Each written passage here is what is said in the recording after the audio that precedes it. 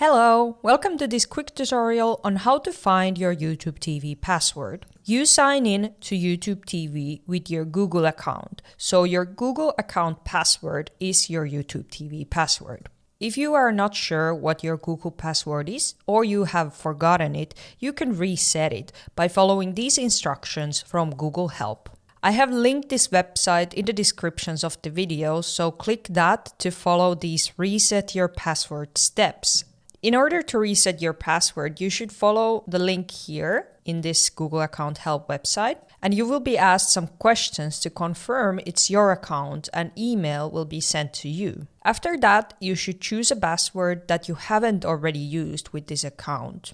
So, if you have forgotten your Google account password, follow either the link in the descriptions to this website or just Google reset Google password. I hope this video was helpful. Thank you, and I'll see you in the next video.